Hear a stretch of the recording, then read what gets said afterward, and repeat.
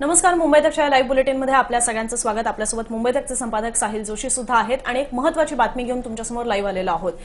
खरं तर महाराष्ट्रामध्ये पुन्हा एकदा विधान परिषदेची ही निवडणूक लागते आणि येणाऱ्या विधानसभा निवडणुका अक्षरशः तोंडावर आलेल्या असताना होणारी ही दुसरी आता विधान परिषदेची निवडणूक आहे. म्हणजे थोड्याफार प्रमाणात क्लॅरिटी देण्यासाठी आता जी 26 जूनला विधान परिषदेच्या शिक्षक आणि पदवीधर मतदारसंघांची निवडणूक होते मुंबई, नाशिक आणि कोकणातली, ती सोडून आणखीन एक विधान परिषदेची ही निवडणूक लागलेली आहे, ज्याच्यासाठीचं मतदान हे 12 जुलैला होणार आहे आणि त्याच दिवशी त्याचा निकाल सुद्धा लागणार आहे. विधान परिषदेतल्या या 11 जागांसाठी हे मतदान होणार आहे. पण ही निवडणूक यासाठी इंटरेस्टिंग ठरते कारण की विधान परिषदेमधलं हे जे 11 सदस्य आहेत ज्यांचा कार्यकाळ संपतोय आणि त्या ठिकाणी नवीन 11 सदस्य येणार आहेत, पण त्यांना निवडणारे आहेत विधानसभेतले आमदार. सो विधान परिषदेच्या निवडणुका या वेगवेगळ्या मार्फत होत असतात. 4 प्रकार असतात. त्याच्यामध्ये स्थानिक स्वराज्य संस्थांमार्फत सुद्धा आमदार हे निवडले जातात. मात्र ती सगळी पदं जी आहेत ती गेल्या काही काळात जी रिक्त झालेली आहेत ती वेकंट आहेत कारण की स्थानिक स्वराज्य संस्थांच्याच स्वतःच्या निवडणुका झालेल्या नाहीयेत. त्याचसोबत काही सदस्य हे पदवीधर शिक्षक मतदारसंघातून निवडून येतात आणि त्याचसोबत विधानसभा सदस्य जे आहेत म्हणजे आमदार जे आहेत ते सुद्धा विधान परिषदेचे आमदार हे निवडून देत असतात. सो आता जी निवडणूक लागलेली आहे ती याच 11 जागांसाठी लागलेली आहे, ज्याच्या संदर्भात आपण यादी जर पाहिली तर त्याच्यामध्ये शिवसेना, भाजप, काँग्रेस या सर्वांचेच आमदार जे आहेत त्यांचा कार्यकाळ हा संपतोय. हे एकूण 11 आमदार आहेत ज्यांचा कार्यकाळ हा संपतोय, ज्याच्यामध्ये शिवसेनेचा विचार करायचा झाला युबीटीचा तर त्याच्यामध्ये अनिल परब यांचं त्याच्यामध्ये नाव आहे. पण मात्र ते आता जी मुंबईची पदवीधर निवडणूक आहे त्याच्यासाठी ते उभे राहिलेले आहेतच. त्यामुळे ही जी जागा आहे तिकडनं शिवसेना उद्धव बाळासाहेब ठाकरे गट नेमका कुणाला संधी देतो हे पाहावं लागणार आहे. त्याचसोबत शिवसेनेकडनं मनीषा कायंदे ज्या शिंदेच्या शिवसेनेसोबत आहेत तेही पद जे आहे किंवा त्यांचा पण कार्यकाळ जो आहे तो संपतो आहे. याच सोबत विजय गिरकर आहेत भाजपचे, बाबा दुडानी आहेत, निलय नाईक आहेत, त्याच्यासोबतच रमेश पाटील आहेत, रामराव पाटील सुद्धा आहेत, वजाहत मिर्झा आहेत काँग्रेसचे, त्याचसोबत प्रज्ञा सातव आहेत काँग्रेसच्या, महादेव जानकर आहेत रासपचे आणि जयंत पाटील आहेत शेकापचे. सो ही 11 नावं आहेत. हे 11 जण आहेत आमदार विधान परिषदेचे ज्यांचा कार्यकाळ हा 16 जुलैला संपतोय आणि त्याच्या आधीही 12 जुलैला निवडणूक होणार आहे. पुन्हा एकदा माहितीसाठी की ही निवडणूक जी होतीये ती विधानसभेच्या आमदारांमार्फत होते, त्यामुळे याच्यामध्ये कोटा हा फार महत्वाचा ठरतो. आणि थोड्याच वेळात आपल्यासोबत खरं तर अनंत कळसे सर सुद्धा जॉईन होणार आहेत आणि त्यांनीच दिलेल्या माहितीनुसार हा कोटा साधारण 23चा होतोय. आपण सर जॉईन होतील तसं त्यांच्याकडनं हे सुद्धा ज्या सगळ्या टेक्निकल गोष्टी आहेत त्या समजून घेणारच आहोत. मात्र तत्पूर्वी मी साहिल सरांकडे येते की सर, याच्यामध्ये ही विधानसभेच्या पूर्वी होणारी निवडणूक आहे, किती महत्व आहे या निवडणुकीला? खरं तर अनेक जण प्रेक्षक ऑलरेडी त्यांच्या प्रतिक्रिया मांडत आहेत, त्या मी घेईनच टप्प्याटप्प्यात. मात्र विधानसभेपूर्वी होणारी ही निवडणूक फार महत्वाची ठरते. शिवसेना, ठाकरे गट आणि शरद पवार यांची राष्ट्रवादी यांच्याकडे आपापलं स्वतःच पुरेसं संख्याबळ नाहीये.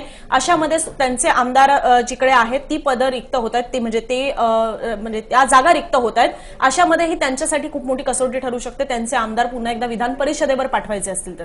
अनुजा, गेल्या वेळेस जेव्हा अशा पद्धतीची विधान परिषदेची निवडणूक झाली होती त्याच्यानंतर महाराष्ट्रामध्ये सत्तांतर झालेलं होतं आणि त्या दृष्टीने जर आपण बघितलं तर महाराष्ट्रात होणारी विधान परिषदेची निवडणूक ही नेहमीच इंटरेस्टिंग ठरलेली आहे. दुसरी गोष्ट महत्वाची की या विधान परिषदेच्या निवडणुकांमध्ये गुप्त मतदान होत असतं आणि 11 आमदार याच्यामध्ये जे जात आहेत त्या लिस्टवरती जर आपण पुन्हा एकदा नजर टाकली तर आपल्याला लक्षात येईल की ते जे 11 आमदार आहेत त्याच्यामधनं त्यांची आपण एक एक नावं बघितली तर मनीषा कायंदे या शिवसेना शिंदेच्या आमदार आहेत आणि त्यांच्या आत्ता 4 शिवसेना शिंदेचे आमदार विधान परिषदेमध्ये आहेत. नंतर भाई गिरकर भारतीय जनता पार्टीचे 22 आमदार विधान परिषदेमध्ये आताच्या परिस्थितीमध्ये आहेत. नंतर अब्दुल्ला दुरानी आणि वजाहत मिर्झा, नंतर प्रज्ञा सातव, हे सगळे काँग्रेसचे आमदार आहेत त्याच्यामध्ये. आणि रमेश पाटील, जर आपण बघितलं तर अनिल परब आता रिटायर होत आहेत, पण अनिल परब पदवीधर मतदारसंघामधनं विधान परिषदेच्या ह्याच्यामध्ये जातात. म्हणजे कुठेतरी शिवसेना उद्धव बाळासाहेब ठाकरे गटाला माहिती आहे की त्यांना आमदार पाठवणं यावेळेस तरी मुश्किल होणार आहे. अशा परिस्थितीमध्ये मनीषा कायंदे शिवसेनेच्या भारतीय जनता पार्टीचे 4 आमदार हे रिटायर होत आहेत. त्याच्यानंतर काँग्रेसचे 2 आमदार रिटायर होत आहेत. राष्ट्रवादीचा 1 म्हणजे अजित पवारांच्या राष्ट्रवादीचा आणि महादेव जानकर 1 हे त्याच्यामध्ये रिटायर होत आहेत. काँग्रेसचे 2 आमदार रिटायर होत आहेत. आता बघायचं ह्याच्यामध्ये असं आहे की जर आपण 23चा कोटा तू सांगितलं त्या पद्धतीने पकडला तर आत्ताच्या परिस्थितीमध्ये काँग्रेस, शिवसेना युबीटी आणि राष्ट्रवादी काँग्रेस शरद पवार गट हे 3 जण मिळून साधारणतः 66 का 68 हे तयार होतात. म्हणजे ते 2 जण कमीत कमी पाठवू शकतात. जास्त आमदार पाठवायचे म्हणजे जास्त विधान परिषदेत पाठवायचे असतील 11 पैकी जर 4 जण पाठवायचे असतील तर त्यांना ऍडिशनल मतं अपक्षांची त्याच्यामध्ये लागू शकतात, जी मिळणं आत्ताच्या परिस्थितीमध्ये कठीण आहे. त्याच्यामुळे ती गोष्ट फारच कठीण आहे. जयंत पाटील एक शेतकरी कामगार पक्षाचे आहेत, त्यांना कुठेतरी ऍडजस्ट करून घ्यावं लागू शकतं, कारण त्यांना सुद्धा महाविकास आघाडीमध्ये सामील करून घेतलं गेलं होतं आणि त्यांनी पाठिंबा दिला होता शिवसेनेला. आनंद गीतेंना ती सीट निवडून आली नाही ही गोष्ट वेगळी, पण साधारण जर आपण बघितलं तर 2 आमदार कमीत कमी ते पाठवू शकतात. आणि चौथा आमदार जर पाठवायचा असेल तर त्यांना मोठ्या प्रमाणामध्ये काय आपल्या अपक्षांची मदत लागू शकते. पण आता इकडे एक डिस्क्लेमर येतो त्याच्यामध्ये. लोकसभेच्या निवडणुका संपलेल्या आहेत नंबर 1. विधानसभेची मुदत त्याच्यानंतर 4 महिन्यामध्ये संपणार आहे. जर ह्याच्यामध्ये काही उलटफेर झाला, जो गेल्या वेळच्या विधान परिषदेच्या निवडणुकीमध्ये आपण बघितला की शिवसेनेचे जे अधिकृत उमेदवार होते ते दोन्ही निवडून आले तिकडे, म्हणजे आपले काय जे नंदुरबारचे पाडवी आमशा पाडवी आणि सचिन अहिर हे 2 जण निवडून तर आले तिकडे. पण त्याचबरोबर काँग्रेसचे जे अधिकृत उमेदवार होते चंद्रकांत हांडोरे ते पडले आणि त्यांच्याऐवजी भाई जगताप हे जे अनधिकृत उमेदवार होते किंवा नंबर 2चे उमेदवार होते असं आपण म्हणूया ते निवडून आले त्याच्यामध्ये. म्हणजे क्रॉस वोटिंग मोठ्या प्रमाणात त्यावेळेस झालं. यावेळेस आता उलट क्रॉस वोटिंग होतं का याच्यावरती आपलं लक्ष ठेवावं लागणार आहे, कारण लोकसभेची निवडणूक संपलेली आहे. अनेक आमदार जे राष्ट्रवादी अजित पवार गटाचे आहेत त्यांनी जर उडी मारण्याचं ठरवलं असेल तर त्याची सुरुवात करण्याचा हा एक चान्स त्यांच्याकडे आहे. त्याच्यामध्ये छगन भुजबळ हे नाराज आपल्याला बघायला मिळत आहेत. ते ऑलरेडी वेगवेगळ्या पद्धतीचे सिग्नल या बाबतीमध्ये ऑलरेडी देत आहेत. विधानसभेची मुदत संपत आल्यामुळे म्हणजे तसंही या विधान परिषदेच्या निवडणुकीमध्ये अँटी डिफेक्शनच्या अंतर्गत कारवाई करणं हे फारच जेकिरीचं काम होतं, कारण ही गुप्त मतदानाने होणारी निवडणूक आहे, त्यामुळे ते फाइंड आउट करणं सुद्धा फार डिफिकल्ट असणार आहे. पण तरी सुद्धा त्या पार्श्वभूमीवरती महायुतीकडनं काही प्रमाणात क्रॉस वोटिंग होतं का, म्हणजे बघणं काय इम्पॉर्टंट असेल तर महाविकास आघाडीचे 2 आमदार सहज निवडून जाऊ शकतात, काँग्रेसचा 1 आणि महाविकास आघाडी एकत्रित येऊन त्यांचा 1 असे 2 आमदार सहज निवडून जाऊ शकतात. त्याच्या पलीकडचा आमदार निवडून आणण्यासाठी त्यांनी जर उमेदवारी टाकली आणि जर त्यांनी उमेदवार टाकला, 3रा उमेदवार जर टाकला महाविकास आघाडीकडनं, तर मात्र ही निवडणूक अत्यंत इंटरेस्टिंग होईल आणि पुन्हा एकदा महाराष्ट्रामध्ये वारे कुठल्या बाजूने वाहत आहेत हे आपल्याला त्याच्यामध्ये कळून येणार. तिसरी महत्वाची गोष्ट मला असं वाटतं की तुला काही सांगायचं आहे? नाही, आपल्यासोबत खरं तर यातल्या अनेक टेक्निकल बाबी असतात त्या समजून घ्यायला हव्या. अर्थात आपण याच्यातला पॉलिटिकल ऍस्पेक्ट सुद्धाच घेऊ आणि खरं तर याच्याबद्दल सुद्धा चर्चा करायला हवी की यांच्या बदल्यात कोणाला पाठवलं जाणार आहे, म्हणजे कुणाची नव्यानं वर्णी लागू शकते का, यातल्या किती लोकांना रिपीट केलं जाऊ शकतं यावर सुद्धा आपण बोलू. पण तत्पूर्वी यातल्या काही टेक्निकल गोष्टी समजून घ्यायला हव्या. कोटा कितीचा, तो कशा प्रकारे मोजला जातो, त्याच्यातनं साधारण अंदाज घेता येईल की पक्षीय बलाबल जे आहे त्याच्यानुसार कोण विधान परिषदेवर पाठवू शकतं, किती लोकांना पाठवू शकतं. याच सगळ्या संदर्भात सविस्तर माहिती देण्यासाठी आपल्यासोबत जोडले गेलेले आहेत महाराष्ट्र विधिमंडळाचे माजी प्रधान सचिव अनंत कळसे सर. सर, तुमचं पुन्हा एकदा स्वागत आहे मुंबई तकवर. आणि सगळ्यात पहिले आमच्या प्रेक्षकांना कोटा नेमका किती असेल, तो कशा पद्धतीने मोजला जातो, याचं गणित हे सुरुवातीला थोडक्यात समजावून सांगू शकता का, जेणेकरून आपल्याला कल्पना येईल की या ज्या 11 जागांसाठी निवडणुका होणार आहेत त्याच्यामधनं साधारण कुठला पक्ष हा किती जुळवाजुळव करू शकतो आणि आपापले आमदार पाठवू शकतो? Maharashtra legislature conduct of election rules आहेत 1961 चे, त्यामध्ये ही सगळी प्रोसिजर दिलेली आहे. आणि कोटा जो आहे जी प्रोसिजर आहे ते कंडक्ट ऑफ इलेक्शन रूल्स मध्ये आहे आणि रिप्रेझेंटेशन ऑफ पीपल ऍक्ट 1951 यामध्ये सुद्धा त्याच्या तरतुदी आहे, पण डिटेल तरतुदी या कंडक्ट ऑफ इलेक्शन रूल्स मध्ये आहे.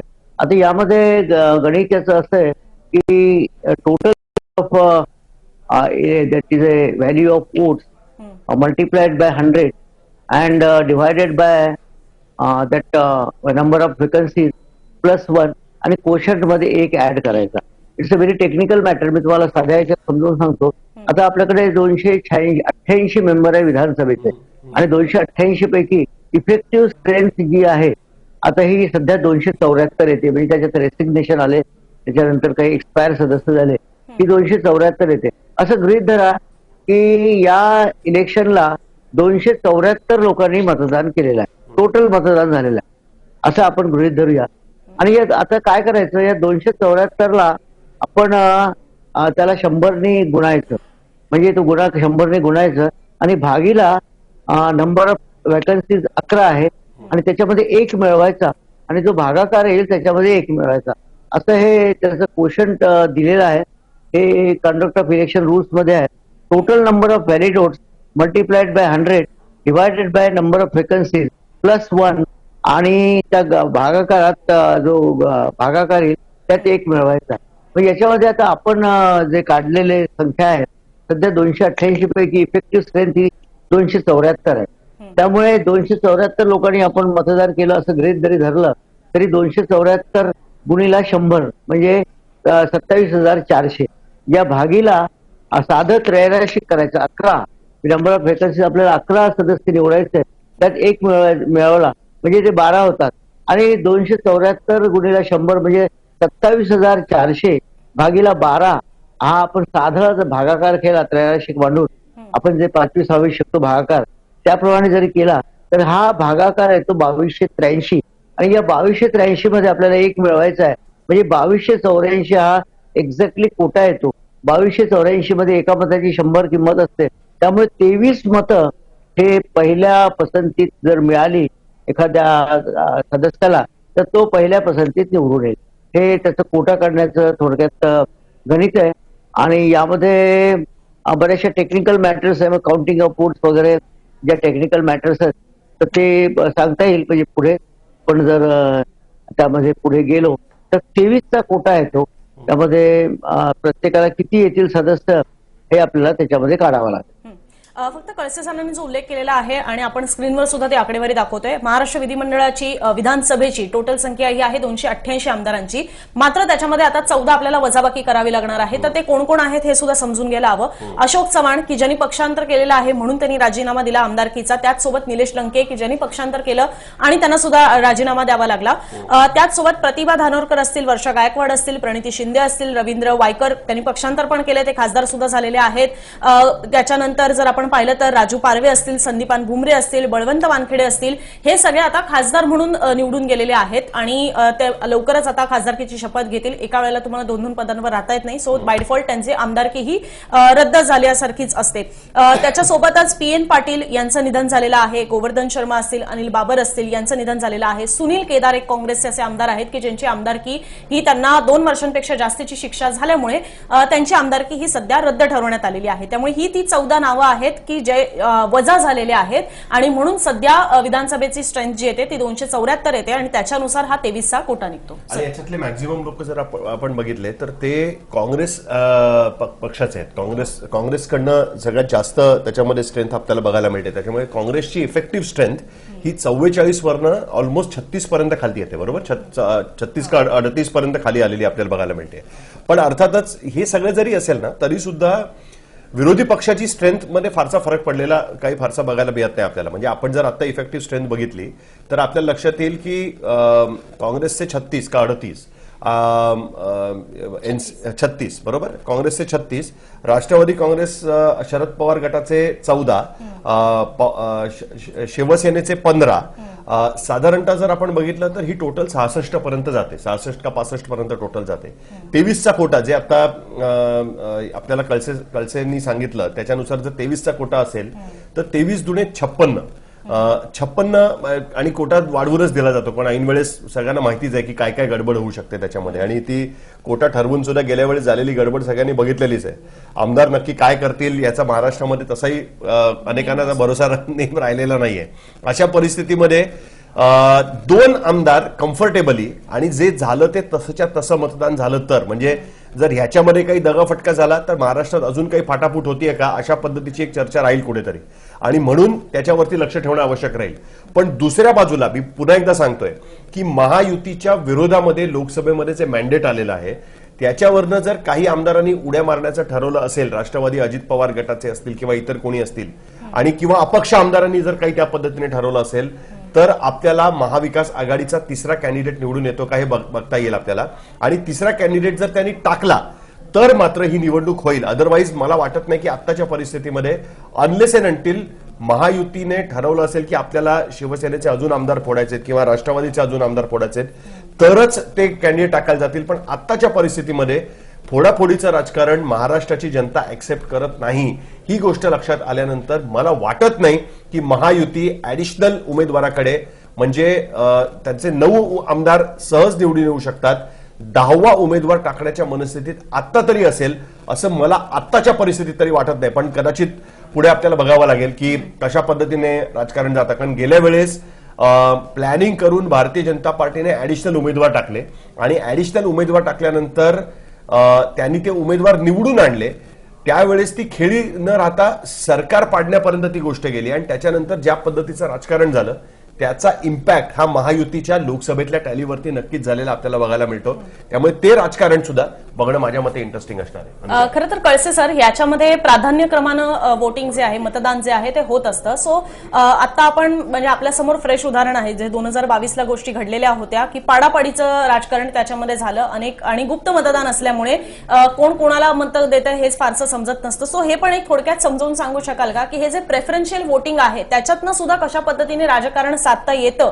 कारण की काही मतं ही जाणून बुजून सेकंड प्रेफरन्सची जी आहेत ती टाकली जातात जेणेकरून नंतर त्याचा फायदा होऊ शकतो. सो हे गणित सुद्धा प्रेक्षकांना समजावून सांगू शकाल का की या प्रेफरन्शियल वोटिंगचा सुद्धा आपापल्या पद्धतीने राजकारण करण्यासाठी आणि आपापल्या पद्धतीने उमेदवार निवडून आणण्यासाठी कसा फायदा घेतला जातो?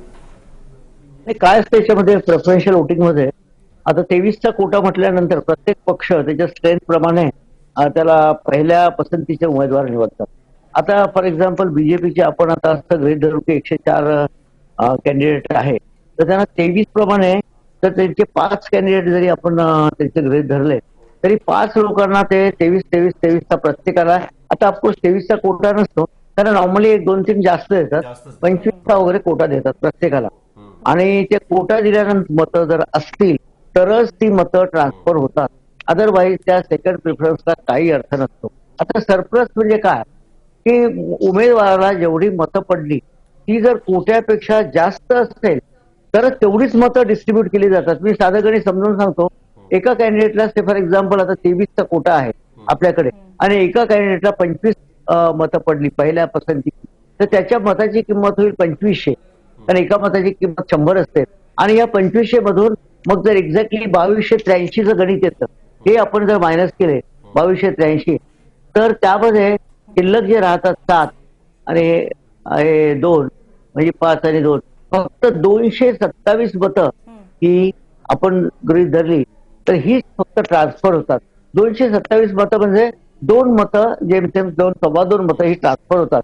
आणि हे सुद्धा गणित एक त्या कॉन्डक्ट ऑफ इलेक्शन रूल्स मध्ये दिलेलं आहे. हे 227 मतं कशी ट्रान्सफर होतात, त्यामध्ये त्या कॅन्डिडेटचं म्हणजे ज्याला आपण 2283 मतं पडलेली आहे, 2500 मतं पडलेली आहे. आता यामध्ये असं गृहीत धरा की एक 5 कॅन्डिडेट आहे, त्यांना कोट्यापेक्षा जास्त मतं पडलेली आहे. म्हणजे सरप्लस आहे, 6 कॅन्डिडेट आहे, त्यांना आता मी सांगितल्याप्रमाणे कोट्यापेक्षा जास्त मतं पडलेली आहे. म्हणजे 2283 पेक्षा त्यांची मतसंख्या जास्त आहे.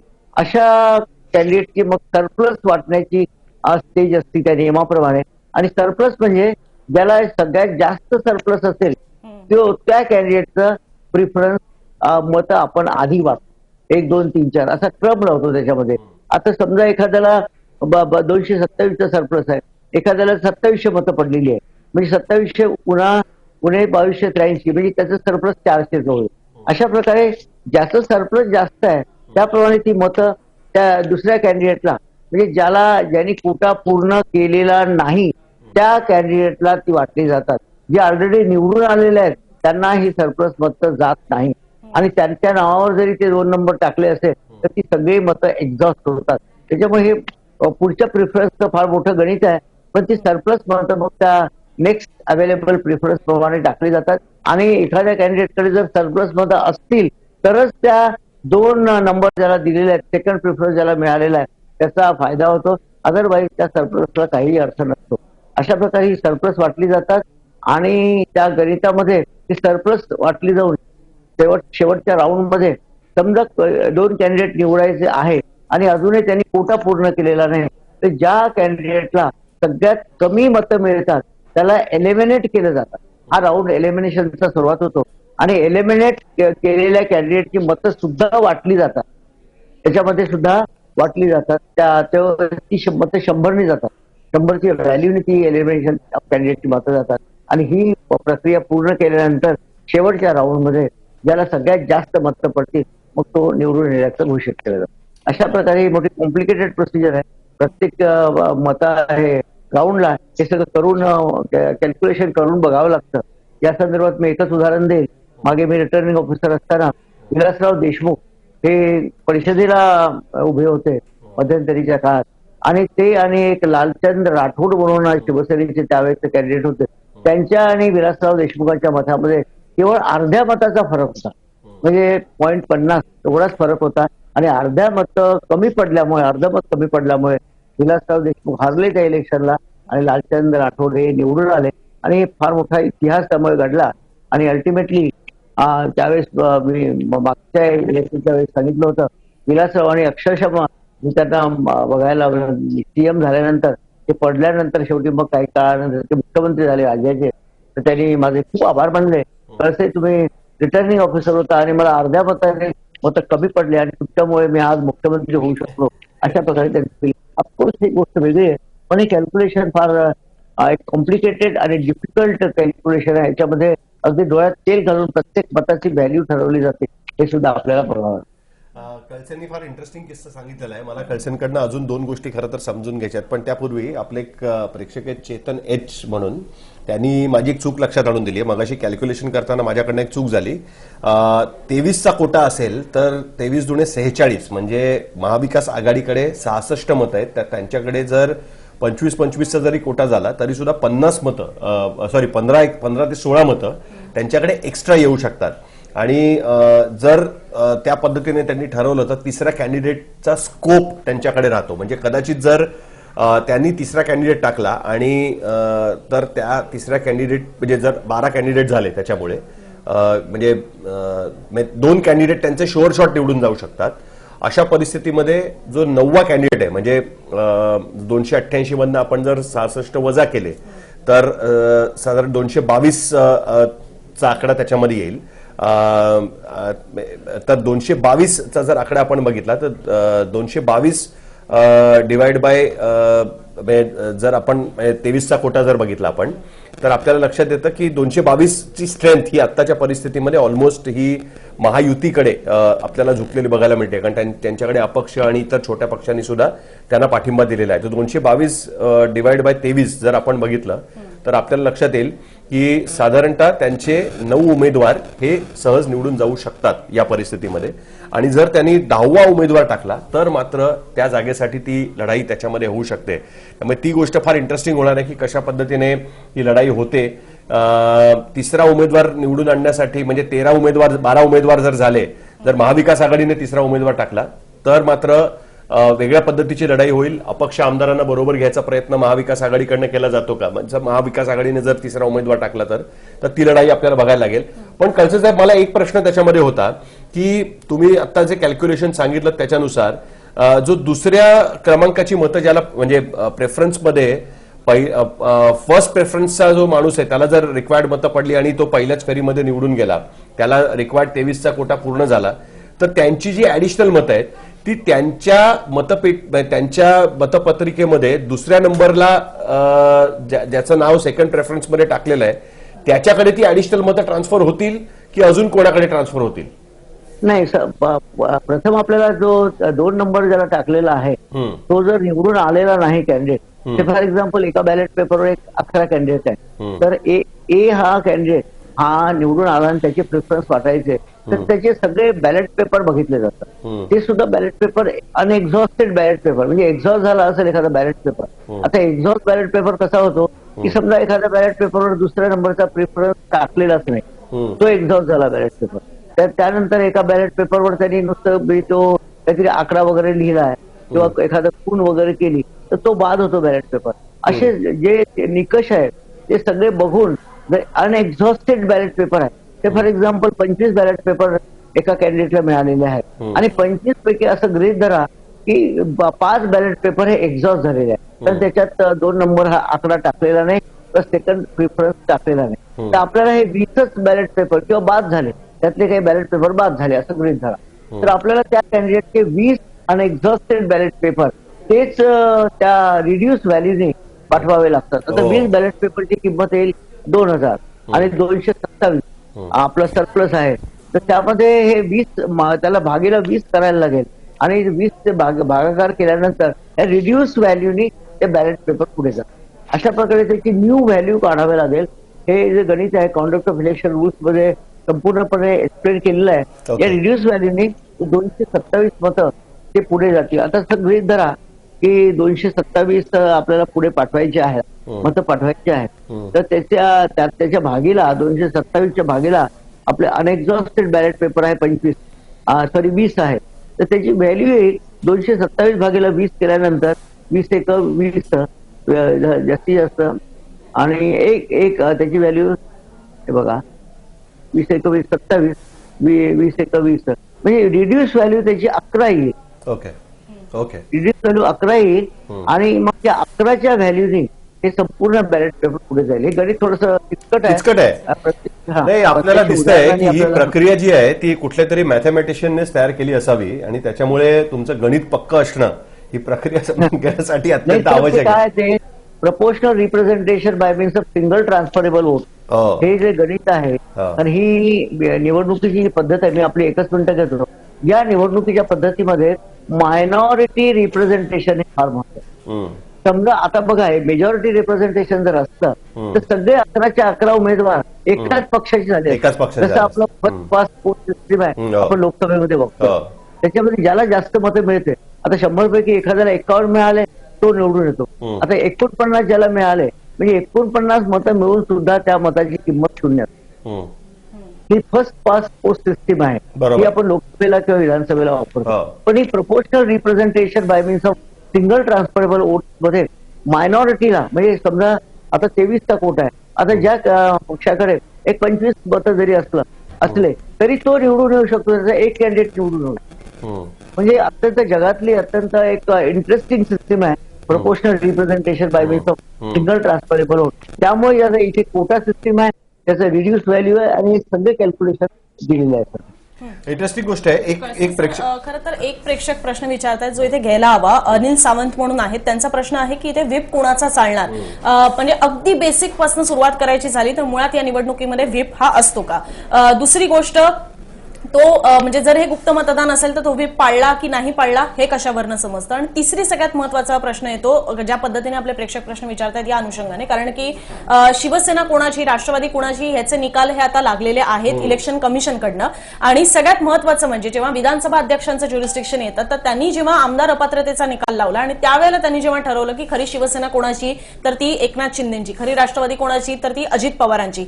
याच वेळेला त्यांनी मात्र शिवसेना युबीटी आणि नॅशनलिस्ट काँग्रेस पार्टी शरदचंद्र पवार ह्या पक्षांना काही वेगळे पक्ष म्हणून मान्यता दिलेली नव्हती. त्यावेळेला त्यांचं असं म्हणणं होतं की जे शिवसेना शिंदेची आहे आणि त्यांनी व्हीप म्हणून भरत गोगावलेंना जे नंतर कायम ठेवलेलं होतं तर तोच व्हीप इथे ठाकरेंच्या शिवसैनिकांना सुद्धा लागू होईल असं त्यावेळेला त्यांनी म्हटलेलं होतं. दुसरीकडे आपल्याला कल्पना आहे की आधी ज्यावेळेला शिवसेना संदर्भातला निकाल हा इलेक्शन कमिशनचा लागलेला होता आणि त्याला जेव्हा सुप्रीम कोर्टामध्ये ठाकरे गटाकडनं आव्हान देण्यात आलं त्यावेळेला कोर्टामध्ये तोंडी आश्वासन हे शिंदेच्या शिवसेनेकडनं मिळालेलं होतं की सध्या तरी ठाकरेंच्या शिवसैनिकांवर आम्ही व्हीप हा लावणार नाही. सो या सगळ्याबद्दल सध्या एक घोळाचं वातावरण आहे, एक संभ्रम आहे. तर आता तुम्ही या संदर्भात काय माहिती देऊ शकाल की या सगळ्या संदर्भात पुन्हा एकदा कोर्टात जावं लागू शकतं व्हीप पासून संरक्षण मिळवण्यासाठी. नाही, मी कळसेंकडे आपण जाऊया. पण कळसे साहेब, मी जर चुकत नसेल तर एकतर विधान परिषदेच्या निवडणुकीमध्ये व्हीप लागत नाही कारण ही गुप्त मतदानाची पद्धत आहे. राज्यसभेमध्ये तुम्हाला तुमच्या व्हीपला मतदान कोणाला केलं हे दाखवावं लागतं. ती म्हणजे तुमच्या मतपत्रिका दाखवावी लागते आणि त्याच्यानुसार ते कारवाई करू शकतो की सरकारचा आदेश त्यांनी पाळला नाही म्हणून. या परिस्थितीमध्ये व्हीप लागू होत नाही. त्याच्यामुळे पक्ष कुठला कोण काय याच्यामुळे काही फरक पडेल असं मला वाटत नाही. कारण गेल्या वेळेसच आपण बघितलं की काँग्रेसच्या आमदारांमध्ये त्यांनी ऑफिशियली जो उमेदवार होता त्यांचा तो पडला. म्हणजे चंद्रकांत हंडोरे पडले आणि भाई जगताप निवडून आले. म्हणजे ऑब्व्हियसली काँग्रेसमध्ये विदिन काँग्रेस क्रॉस वोटिंग झालं. जो कोटा हंडोरेंना दिलेला होता त्या आमदारांनी भाई जगतापना पण मतदान केलंय ही गोष्ट त्याच्यामध्ये स्पष्ट झाली. तरी सुद्धा काँग्रेस पक्ष कोणावरही कारवाई करू शकला नाही. मला आठवतंय त्याच्यानुसार की यापूर्वी सुद्धा राम प्रधान हे काँग्रेसचे अधिकृत उमेदवार होते. त्यांच्याऐवजी दुसरेच उमेदवार निवडून आले आणि राम प्रधान पडले. त्यांना काँग्रेस हायकमांडने उमेदवार म्हणून पाठवलेलं होतं. त्यावेळेस सुद्धा माधवराव शिंदे हे महाराष्ट्रामध्ये जनरल सेक्रेटरी इन्चार्ज होते काँग्रेसचे, कळसे साहेबांना आठवत असेल. त्यावेळेस आर पाटील आणि या सगळ्या ग्रुपवरती शंका उपस्थित केली गेली होती, पण त्यांच्या विरुद्ध कुठल्याही पद्धतीने कारवाई करण्यात आलेली नव्हती. ही गोष्ट अत्यंत महत्वाची आहे. त्याच्यामुळे मला वाटत नाही की त्याच्यामध्ये कुठेतरी कारवाई होईल असं म्हणजे मला वाटत नाही त्याच्यामध्ये. पण कळसे साहेब, तुमचं काय म्हणणं आहे त्याच्याबद्दल? नाही सर, अगदी बरोबर आहे आपलं म्हणणं. तर व्हीप जो आहे, आपण 10व्या अनुसूचीमध्ये त्याची व्याख्या केलेली आहे. पण व्हीप बेसिकली जो आहे हा ब्रिटिश कन्सेप्ट आहे, House of Lords, House of Commons, इथून आपण घेतलेला आहे. आणि व्हीप याचा मुख्य जो उद्देश आहे हे सभागृहाचं जे प्रोसिडिंग आहे, कार्यवृत्त आहे विधानसभेचं, विधान परिषदेचं, त्या संदर्भातच व्हीप लागू होतो. आणि हा व्हीप जो आहे हा इलेक्शन प्रोसेसला किंवा विधान परिषद किंवा इव्हन मी म्हणतो राज्यसभा इलेक्शन प्रोसेसला सुद्धा हा लागू होत नाही. विधान परिषदेला तर लागू होण्याचा संबंधच नाहीये, कारण गुप्त मतदान आहे, कुणी कुणाला मतदान केलं हे कळत नाहीये. त्यामुळे या इलेक्शनला आपण सांगितल्याप्रमाणे हा व्हीप लागू होणार नाही. आपलं म्हणणं अगदी बरोबर आहे, कायदेशीर आहे, कॉन्स्टिट्युशनल आहे हे म्हणणं आपलं. त्यामुळे या इलेक्शनला व्हीपचा काही संबंध येणार नाही, कारण हा गोपनीय सगळं पद्धत असल्यामुळे, मतदान असल्यामुळे, आणि शेवटी विधान परिषद इलेक्शन हा काही सभागृहाच्या कार्यवृत्ताचा किंवा कार्यक्रमाचा हा भाग नाही. या दृष्टीने मी हे सगळं आपल्याला सांगतोय. एक क्रिकेटायन म्हणून एक प्रेक्षक आहेत, त्यांचं कन्फ्युजन झालेलं आहे कुठेतरी. अनुजा, त्यांनी असं विचारलेलं आहे की अनिल परब तर पदवीधर मतदारसंघातून निवडणूक लढवतात ना, नीट सांगाल का की विधान परिषदेच्या वेगवेगळ्या निवडणुका होत आहेत का? होय, विधान परिषदेच्या वेगवेगळ्या निवडणुका होत आहेत. एक निवडणूक जी आता जून महिन्यामध्ये होणार आहे ती निवडणूक शिक्षक आणि पदवीधर मतदारसंघाची निवडणूक आहे, ज्याच्यामध्ये रजिस्टर्ड वोटर्स, म्हणजे तुम्ही जर पदवीधर असाल तर तुम्हाला पदवीधर म्हणून तुमच्या शहरामध्ये रजिस्टर करून घ्यावं लागतं. त्याच्यानुसार मुंबई आणि कोकण आणि नाशिक इकडच्या पदवीधर मतदारसंघ इकडच्या निवडणुका होत आहेत. त्याच्यामध्ये जर तुम्ही माध्यमिक शिक्षक असाल, प्राथमिक शिक्षक नाही, माध्यमिक शिक्षकांनी सुद्धा त्यांचं शिक्षक मतदारसंघामध्ये रजिस्ट्रेशन करणं आवश्यक असतं. त्या पद्धतीने मुंबईमध्ये शिक्षक मतदारसंघ आणि पदवीधर मतदारसंघाची निवडणूक होतीये. कोकण मतदारसंघामध्ये पदवीधर मतदारसंघाची निवडणूक होतीये. नाशिकमध्ये सुद्धा पदवीधर मतदारसंघाची शिक्षक मतदारसंघाची निवडणूक होते. करेक्ट, शिक्षक मतदारसंघाची निवडणूक होते. तर या निवडणुका वेगळ्या आहेत. अनिल परब आतापर्यंत विधान परिषदेमध्ये आमदारांकडनं, विधानसभेच्या आमदारांकडनं निवडून गेलेले शिवसेनेचे विधान परिषदेतले आमदार होते. त्यांची टर्म संपत आलेली आहे. अशा परिस्थितीमध्ये त्यांनी आता मुंबई पदवीधर विधान परिषद मतदारसंघामधनं निवडणूक लढवायचं ठरवलेलं आहे. ती निवडणूक जून महिन्यामध्ये होणार आहे. आणि ही जी निवडणूक आम्ही म्हणतोय ती 288 विधानसभेतल्या सदस्यांपैकी, जे आता 274च मतदान करतील, ते का, त्याचं कारण मगाशी अनुजाने आणि कळसे सरांनी तुम्हाला समजावलेलंच आहे. तर त्या विधानसभेच्या सदस्यांच्या मतदानामधनं, प्रेफरन्शियल वोटिंगमधनं जी निवडणूक होणार आहे ती 12 जुलैला होणार आहे.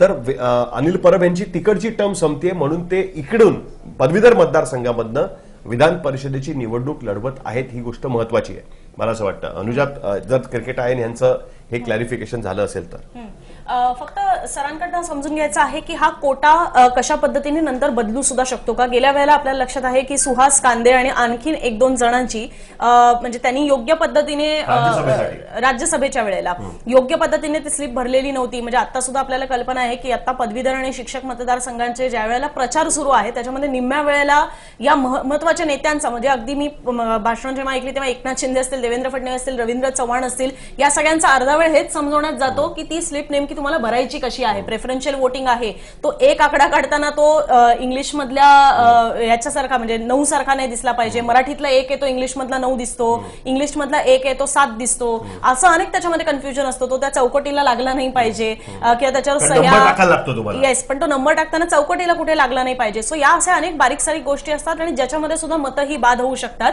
तर अशा परिस्थितीमध्ये सुद्धा कोटा जो आहे तो फ्लक्च्युएट होऊ शकतो का जर म्हणजे अशा पद्धतीने मतं ही बाद होत गेली तर? कळसे सर. हा, आपल्या एकंदर 288 जी स्ट्रेंथ आहे विधानसभेची, आणि आता आपण रेसिग्नेशन वगैरे हे जे बघितलं तर 274 होते. पण प्रत्यक्षात सर मतदान आपण जे योग्य प्रकारे पॉइंट आउट केलं, 274 जरी असलं तरी मतदान प्रत्यक्ष झाल्यानंतर बरेचदा मला जो अनुभव आहे त्याप्रमाणे 1-2 मतं निश्चित बाद होतात. म्हणजे आपण जी स्क्रुटिनी करतो 274 मतं झाले त्याच्या बॅलेट पेपरची स्क्रुटिनी केली जाते. त्या 274 बॅलेट पेपरची स्क्रुटिनी केल्यानंतर कुठेतरी आढळतं एखादा मतदार एखादा सदस्य कोरं बॅलेट पेपर टाकून जातो किंवा एखाद्या याच्यावर तो खून करतो 1ची, तर ती बघण्यासारखं 9 सारखी दिसते ती, किंवा एखाद्या बॅलेट पेपरवर तो काहीतरी असं खून करतो, असं आकडा टाकतो किंवा अंकात लिहितो. तर त्यामुळे हे कसं आहे, रोमन लिपीमध्ये त्यांनी टाकलं पाहिजे. जे एक आकडा टाकला 1, 2, 3, 4 जे काही आहे इंग्लिशमध्ये किंवा मराठीमध्ये किंवा रोमन याच्यामध्ये टाकलं ते अलाउड आहे नियमाप्रमाणे. पण त्यांनी कुठलं तरी आता 1, 2च्या ऐवजी 2 असं आकड्यात लिहिला तिथे मत बाद होतं, किंवा 2 लिहिल्यानंतर 2 मत आकड्यामध्ये टाकल्यानंतर 2च्या पुढे एखादी खूण केली असतात तर आयडेंटिफिकेशन मार्क म्हणून ते सुद्धा मत बाद होतं.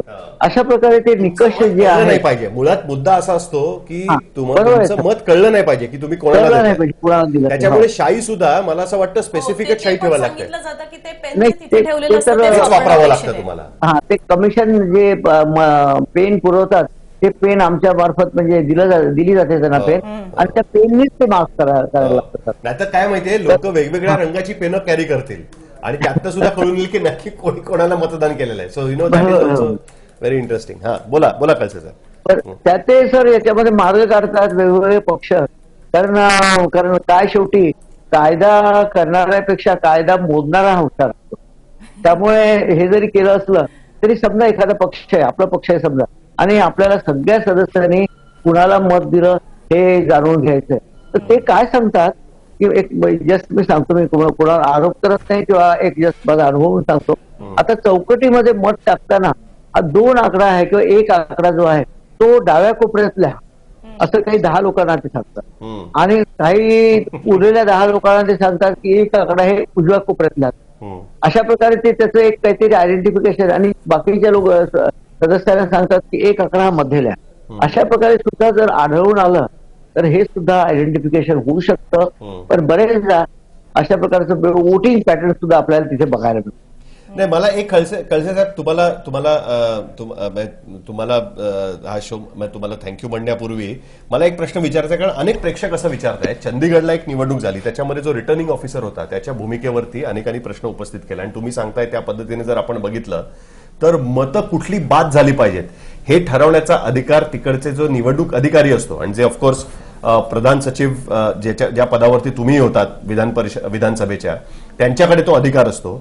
अशा परिस्थितीमध्ये त्यांची भूमिका किती महत्वाची ठरते. जर त्यांनी एखादं मत बाद आहे असा निर्णय दिला तर त्याच्यामुळे पूर्ण निवडणूक फिरू शकते, तर त्यांची भूमिका किती महत्वाची ठरते याच्यामध्ये.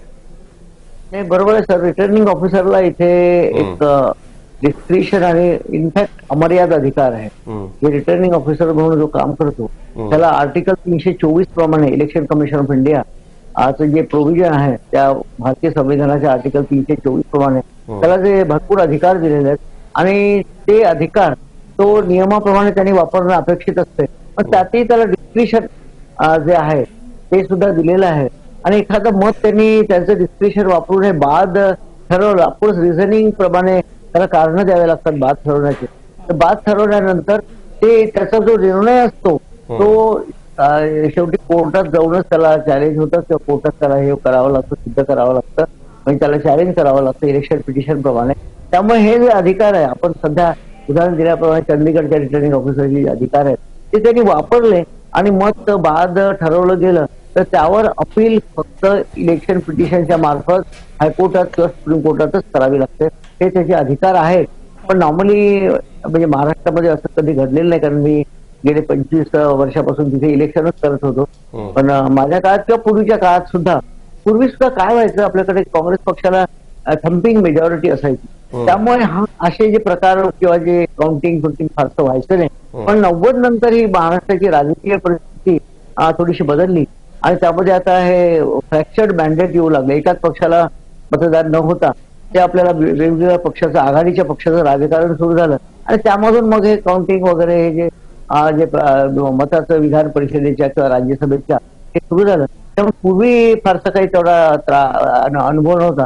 पण आफ्टर 90 आम्ही आता 92 पासून रिटर्निंग ऑफिसर म्हणून तिथे काम केलं रिटायर्ड होतपर्यंत, तर मला काही आढळून आलं नाही असं. पण आमच्याकडे कधी चॅलेंजही झालं नाही. माझ्या माहितीप्रमाणे 1992 पासून मी आल्यानंतर इलेक्शन इव्हन पूर्वी सुद्धा आपल्या महाराष्ट्रातल्या इलेक्शनला कुठलीही अशी कॉन्ट्रोवर्सी आलेली नाही आणि हे इलेक्शन हायकोर्टामध्ये किंवा सुप्रीम कोर्टामध्ये कुठलेही असं चॅलेंज झालं नाही, मला काही आठवत नाही तसं. तर त्यामुळे इथली कम्पॅरेटिव्हली परिस्थिती बरी आहे. सरांनी सांगितल्याप्रमाणे चंदीगडला वगैरे काही झालेलं आहे किंवा इव्हन गुजरातला सुद्धा मध्ये रिटर्निंग ऑफिसरच्या रोलवर बरंच खूप प्रश्न उपस्थित केले गेले होते. शंका उपस्थित केल्या गेल्या. तर हे प्रकार इतर राज्यामध्ये घडलेले आहेत. मला वाटतं की त्याच्यामध्ये रिटर्निंग ऑफिसर काय भूमिका आणि आपली अपेक्षा आपण ठेवली पाहिजे की यावेळेस कमीत कमी महाराष्ट्रामध्ये ही परिस्थिती आपल्याला बघायला मिळणार नाही अशी अपेक्षा आपण ठेवूया त्याच्यामध्ये. कळसे सर, खूप धन्यवाद की तुम्ही या चर्चेमध्ये सामील झालात आणि तुम्ही त्या पद्धतीने पूर्ण गायडन्स दिलात आमच्या प्रेक्षकांना सुद्धा. ते गणित तुमच्याकडनं आम्ही वेगळ्या पद्धतीने पुन्हा एकदा समजावून घेऊ, कारण खरोखरच मला असं वाटतं की गणिताची परीक्षा आहे याचं काउंटिंग करणं आणि ते समजून घेणं ही एक वेगळीच गणिताची परीक्षा आहे असं मला तरी त्याच्यामध्ये दिसतंय अनुजा. पण मला असं वाटतं अजून एक फॅक्टर इंटरेस्टिंग असणार आहे की जे आमदार रिटायर होत आहेत त्यांच्या ऐवजी कोणाला संधी दिली जाईल. म्हणजे मनीषा कायंदे या ठाकरेंबरोबर राहिलेले आमदार त्यानंतर एकनाथ शिंदेबरोबर आले, त्याच्यामुळे त्यांना पुन्हा एकदा संधी मिळेल का हा एक मुद्दा त्याच्यामध्ये महत्वाचा राहील. दुसरा मला असं वाटतं महत्वाचा राहील की भारतीय जनता पार्टी कोणाला संधी देते यावेळेस विधान परिषदेमध्ये, कारण कोर्स करेक्शनच्या माध्यमातून अनेकदा हा मुद्दा उपस्थित झालाय की पंकजा मुंडेंना त्या लोकसभा निवडणूक पण हरल्या तर त्यांना विधान परिषदेमध्ये संधी दिली जाईल का. त्याच्यानंतर म्हणजे ओबीसी मतांचा जर विचार केला किंवा मराठा समाजाबद्दल यावेळेस जो मराठा समाजाचा फटका बसलाय त्याच्यानुसार जर आपण विचार केला तर त्या पद्धतीने मराठा समाजाला कुठेतरी त्यांच्यापैकी कोणाला संधी, कारण त्यांचे दोन्ही आमदार त्यातले एक जे आहेत ते कोळी समाजाचं प्रतिनिधित्व करत होते जे आता रिटायर होत आहेत. मराठा समाजाचे पण एक आमदार त्याच्यामध्ये होते जे रिटायर होत आहेत त्याच्यामध्ये. तर त्या पद्धतीने त्यांना संधी दिली जाईल का. एकनाथ शिंदेकडनं जे निवडणूक हरलेत किंवा ज्यांना उमेदवारी देऊन सुद्धा त्यांना ती संधी देता आलेली नाहीये तर त्यांना विधान परिषदेमध्ये पाठवलं जाईल का एकनाथ शिंदेकडनं. आणि राष्ट्रवादी काँग्रेस अजित पवार गटाकडनं सुद्धा त्या पद्धतीने, कारण ही संधी आहे विधानसभेपूर्वी जर तुम्हाला ज्या लोक आणि अजून 12 जे राज्यपालांकडनं पाठवायचे आमदार आहेत त्यांचं हे तर राहिलेलंच आहे अजून, ते तर कोर्टात हे असल्यामुळे कदाचित ते अजून काही झालेलं नसेल. जर ते सरकारने काही करून घेतलं तर गोष्ट वेगळी, म्हणजे अजून 12 लोकांना ऍडजस्ट त्यांना करून घेता येऊ शकेल सरकारला. पण जे काही 8-9 आमदार त्यांचे निवडून जाऊ शकतात त्याच्यामध्ये राष्ट्रवादी आणि एकनाथ शिंदे कमीत कमी एक आमदार व्यवस्थित पाठवू शकतात. त्याच्यामध्ये जर अजून ऍडिशनल आमदार आम्हाला पाठवायला द्या अशी मागणी जर केली तर ती भारतीय जनता पार्टी मान्य करेल का, कारण भाजपचे 7 आमदार निवडून जाऊ शकतात, 6 कमीत कमी आमदार त्यांचे निवडून जाऊ शकतात. एक आमदार त्यांना महायुतीमध्ये ठरवावा लागेल तर तो अपक्षांकडनं कुठेतरी येईल का. बच्चू कडू अचानक म्हणतील का आमच्या माणसाला ऍडजस्ट करा. नवनीत राणांचं पण नाव चाललं होतं की त्यांना राज्यसभेत किंवा विधान परिषदेमध्ये ऍडजस्ट केलं जाऊ शकतं. तर या मल्टिपल गोष्टी आहेत की ज्याच्याबद्दल आपल्याला बघावं लागेल. म्हणजे आता विजय गिरकर, भाई गिरकर असतील, ते भारतीय जनता पार्टीचे मुंबईतले दलित फेस होते. भाई गिरकर सिनियर नेते आहेत, भारतीय जनता पार्टीच्या स्थापनेच्या काळापासून त्यांच्या बरोबर आहेत आणि जनसंघापासून त्यांचं ते काम करतायत. तर भाई गिरकरना नव्याने संधी दिली जाईल का, त्यांच्याऐवजी मग दुसऱ्या कोणाला तरी त्याच्यामध्ये रिप्लेस केलं जाईल का, अशी मल्टिपल गोष्टी या विधान परिषदेमध्ये आहेत. त्याच्यामुळे मला असं वाटतं की ही विधान परिषदेची निवडणूक ही अत्यंत इंटरेस्टिंग होईल एवढं मात्र आपण नक्कीच सांगू शकतो. ऍटलिस्ट निवडणूक नाही जरी झाली तरी कोणाला उमेदवारी दिली जाते हे बघणं सुद्धा इंटरेस्टिंग असेल. तर 12 जुलैला हे मतदान होणार आहे, त्याच्यामुळे 12 जुलैला खरं तर त्यावेळेला विधिमंडळाचं पावसाळी अधिवेशन हे सुद्धा सुरू असणार आहे आणि त्याच दरम्यान ही निवडणूक होतीये.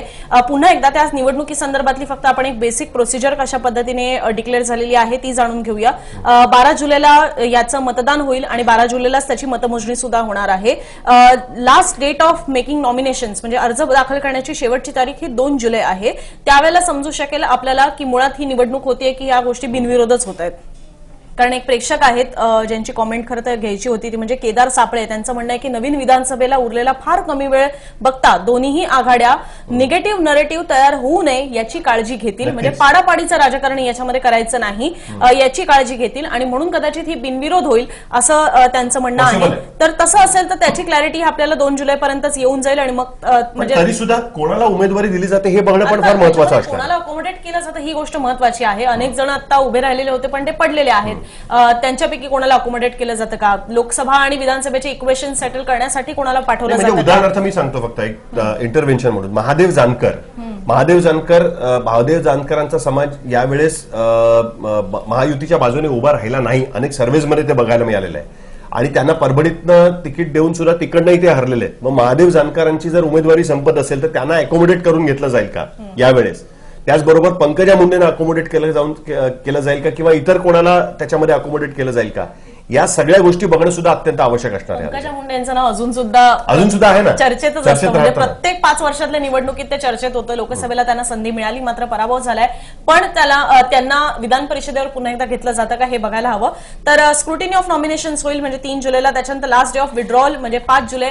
जर 11 पेक्षा जास्त अर्ज आलेले असतील, त्याच्यातनं कोणी माघार घेतली तरी सुद्धा ती बिनविरोध होऊ शकते. 11 जर अर्ज कायम राहिले तर. सो त्याची सुद्धा क्लॅरिटी ही आपल्याला 5 जुलैपर्यंत येईल. आणि मग ही सरतेशेवटी जर निवडणूक होणार असेल तर 12 जुलैला सकाळी साधारणतः 9 ते 4 पर्यंत म्हणजे सकाळी 9 ते दुपारी 4 वाजेपर्यंत मतदान होईल आणि संध्याकाळी 5 वाजल्यानंतर मतमोजणीला सुरुवात होईल. निवडणूक झाली तर आपल्याला त्या दिवशी समजू शकणार आहे की गेल्या वेळेसची विधान परिषदेच्या निवडणुकीसारखंच यावेळी वेळेला काही नवीन खेळा होत आहेत का, की विधानसभा डोळ्यासमोर ठेवून सगळं सुरळीत शांतपणे पार पडतं हे सुद्धा आपल्याला समजू शकणार आहे. त्यामुळे याही संदर्भातले पुढचे अपडेट जसे येतील, कोण कोणाला कशा पद्धतीने उमेदवारी देत आहे हे सुद्धा आम्ही तुमच्यासमोर घेऊन पुन्हा एकदा नव्यानं लाईव्ह येऊ. तोपर्यंत दिवसभरातल्या महत्त्वाच्या घडामोडी पाहण्यासाठी मुंबईतक.in आमची वेबसाईट आहे. तिथे तुम्ही या सगळ्या बातम्या सविस्तर वाचू शकता आणि प्रत्येक बातमीचे लेटेस्ट अपडेट्स आणि विश्लेषण पाहण्यासाठी मुंबईतकच्या YouTube चॅनलला सबस्क्राईब करायला विसरू नका. हे लाईव्ह पाहिलं त्याबद्दल धन्यवाद.